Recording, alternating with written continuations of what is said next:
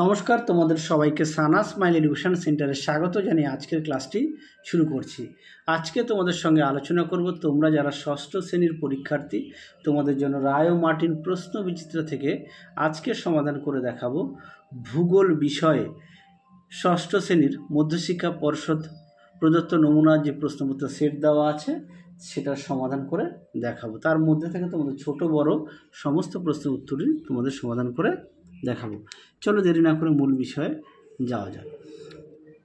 প্রথমে দেখো কি আছে। প্রথমে এক দাগের প্রশ্ন আছে, পৃথিবী যে পথে সূর্যের চারদিকে ঘোরে তাকে বলে পৃথিবীর কক্ষপথ। Option B. পরবর্তী দেখো, পৃথিবীর মোট অক্ষরেখার সংখ্যা 179টি। পরবর্তী দেখো, পৃথিবীতে আবর্তন বেগ সবচেয়ে কম হয়, সঠিক উত্তর হবে মেরুতে। 4 দাগ দেখো, আন্তর্জাতিক তারিখ রেখা কল্পনা করা হয়েছে প্রশান্ত মহাসাগরে। Option B C. 5 দাগের প্রশ্ন দেখো, ইনসোলেশন এর যে 51% রাতের বেলা বিকিরিত হয়ে মহাশূন্যে ফিরে যায় তাকে বলা হয়, সঠিক উত্তর হবে পার্থিব বিকিরণ। Option C. পরবর্তী দেখো, মেঘলা রাত বেশি অস্বস্তির হবার কারণ, সঠিক উত্তর হবে অপশান বি, রাতে মেঘের উপস্থিতি পৃথিবীতে আগত তাপকে মহাশূন্যে ফিরে যেতে বাধা দেয়। 7 দাগ দেখো, মহাদূষণে সহায়ক নয়, সঠিক উত্তর হবে সোডিয়াম নাইট্রেট। Option D. পরবর্তী দেখো 8 দাগের প্রশ্নটা দেখে নাও, আমি তোমাদের উত্তরটা দেখিয়ে দিই। 8 দাগের প্রশ্নের উত্তরটা হবে সাইকেল হবে। Option A. 9 দাগ দেখো, শব্দের তীব্রতা পরিমাপ করার যন্ত্রের নাম কি? উত্তরটা হবে ডেসিবেল মিটার। পরবর্তী দেখো, কোনটি শব্দ দূষণ কমাতে সহায়ক নয়? উত্তর হবে বাজার। Option D. তারপরে দেখো 11 দাগ, হিমালয়ের সমান্তরাল পর্বত শ্রেণী নয়, সঠিক উত্তর হবে অপশান বি সহ্যাদ্রি। কাবেরী নদীর উৎস, সঠিক উত্তর হবে ব্রহ্মগিরি। Option B. পরবর্তী দেখো 13 দাগ, আচ্ছা এর মধ্যে থেকে এর জলবায়ু সমুদ্র দ্বারা প্রভাবিত, সঠিক উত্তর হবে চেন্নাই। Option A. পরবর্তী দেখো 14 দাগের প্রশ্নটা আছে, মাটির জল ধারণ ক্ষমতা, এর মধ্যে থেকে কোন মাটির জল ধারণ ক্ষমতা সবচেয়ে বেশি? সঠিক উত্তর হবে অপশান বি কালো মাটি। পরবর্তী প্রশ্ন দেখো 15 দাগ, পার্বত্য অঞ্চলের হিউমাসযুক্ত ঢালু জমি, সঠিক উত্তরটি হবে চা চাষের উপযুক্ত। পরবর্তী দেখো 16 দাগের প্রশ্নের উত্তরটা হবে অপশান 16 দাগের উত্তরটা হবে মাটি। হ্যাঁ, মাটি হচ্ছে কৃষিকাজে অপরিহার্য উপাদান। তারপর দেখো 17 দাগ, পশ্চিমবঙ্গ, হিমাচল প্রদেশ, ঝাড়খণ্ড, উড়িষ্যা রাজ্যের সাঁওতাল সম্প্রদায় দেখা যায় না বলেছে, কিন্তু হ্যাঁ যায় না, এটা হচ্ছে হিমাচল প্রদেশ। পরবর্তী দেখো কি আছে, 18 দাগের প্রশ্নের উত্তরটা হবে শিরোনাম। Option C. 19 দাগের প্রশ্নের উত্তরটা হবে বনভূমি। Option B. পরবর্তী প্রশ্ন দেখো, শূন্যস্থান পূরণ এর পৃথিবীর পূর্ব পশ্চিমে অক্ষরেখাগুলি হলো পূর্ণবৃত্ত। 2 দাগ দেখো, উত্তরটা হবে 82 ডিগ্রি 30 মিনিট পূর্ব। সি দাগ দেখো, মালাবার উপকূলে উপহ্রদগুলিকে কয়াল বলে। আচ্ছা তারপরে দেখো বাম দিকের সঙ্গে ডান দিকের স্তম্ভ মেলাও। প্রথমটা আছে এ দাগের বায়ুর আর্দ্রতা হবে 3 হাইগ্রোমিটার। বি হবে ওজোন স্তরের অপেক্ষা, এটা হবে 1 নম্বর ক্লোরোফ্লোরোকার্বন। সি হচ্ছে সাইরেনটা হবে 130 ডেসিবেল। তারপরে সত্য মিথ্যা দেখে নাও।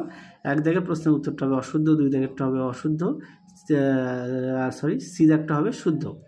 4 দাগের প্রশ্ন দেখো কি আছে, নিচের প্রশ্নগুলি এক কথায় উত্তর দাও। এ দাগের কিসের ভিত্তিতে পৃথিবীকে 3টি তাপমণ্ডলে ভাগ করা হয়? উত্তরটা হবে সূর্যরশ্মির পতন কোণের ভিত্তিতে।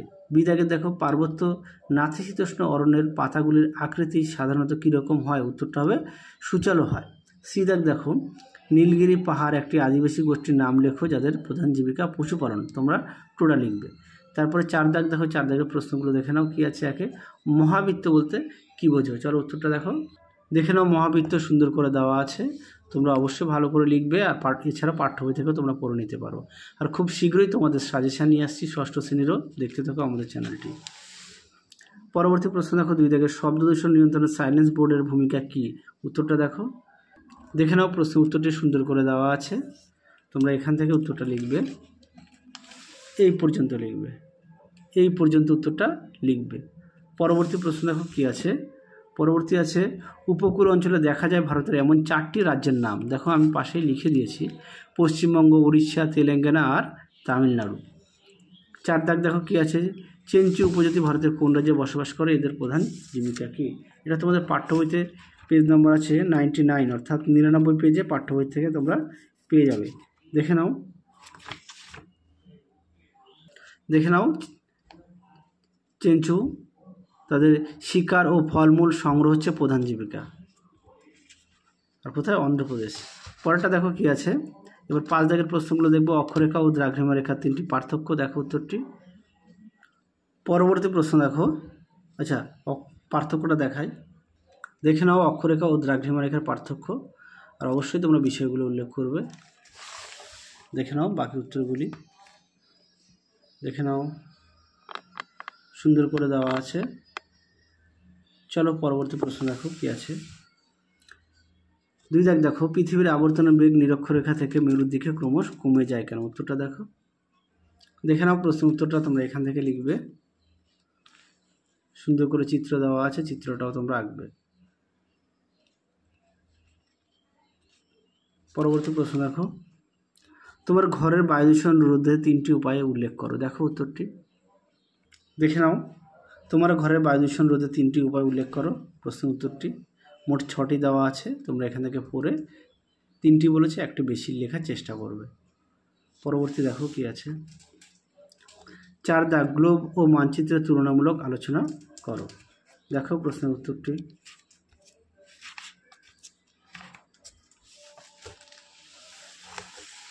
দেখে নাও প্রশ্নের উত্তরটি সুন্দর করে দেওয়া আছে, দেখে নাও। পরবর্তী প্রশ্ন দেখো 6 দাগের 6-এর 1 কি আছে। সূর্যের তাপে বায়ুমণ্ডলে সরাসরি উত্তপ্ত হয় না, কী কী পদ্ধতিতে এই বায়ুমণ্ডল উত্তপ্ত হয় তা যুক্তিসহ ব্যাখ্যা করো, দেখো উত্তরটি।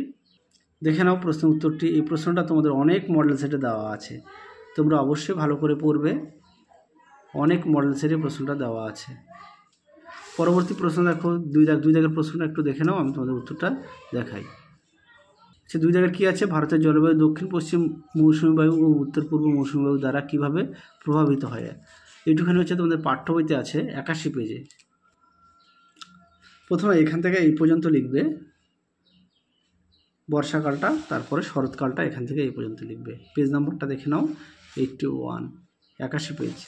তারপরে দেখো অরণ্য আমাদের বন্ধু, এই বিষয়ে বক্তব্য সপক্ষে তোমার মতামত দাও, দেখো উত্তরটি। দেখে নাও প্রশ্ন উত্তরটি সুন্দর করে দেওয়া আছে, দেখে নাও, এখানে অনেকগুলি পয়েন্ট দেওয়া আছে, তোমরা এই পর্যন্ত লিখবে। পরবর্তী প্রশ্ন দেখো কি আছে। 3 দাগের প্রশ্নটা দেখে নাও, বলেছে যে কোনো একটি কৃষি ফসলের উৎপাদনের ক্ষেত্রে কৃষিকাজে প্রয়োজনীয় উপাদানের যে কোনো 5টি ভূমিকা সংক্ষেপে ব্যাখ্যা করো। তোমরা ধানটা লিখতে পারো, ধান আছে, গম আছে, যেটা খুশি। তোমাদের আমি দুটোই দেখিয়ে দিই, ধানও দেখাই, প্রথমে ধানটা দেখাই,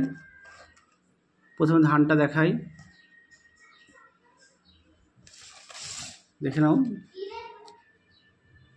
নাও ধানের অনুকূল। আচ্ছা তারপরে গমটা দেখো, দুটোই দেখায়, যে কোনো একটা লিখবে, গমটাও লিখতে পারো, দেখে নাও এই পর্যন্ত। তাহলে চলো তোমাদের মধ্যশিক্ষা পর্ষদের যে কটা প্রশ্ন দেওয়া ছিল সমস্ত প্রশ্নের উত্তরের সমাধান করে দেখিয়ে দিলাম। তাহলে আজকের মতো এখানেই সমাপ্ত করছি, আবার দেখা হবে খুব শীঘ্রই তোমাদের পরবর্তী ভিডিওতে। তোমরা সবাই সুস্থ থেকো, ভালো থেকো, আজকের মতো টাটা।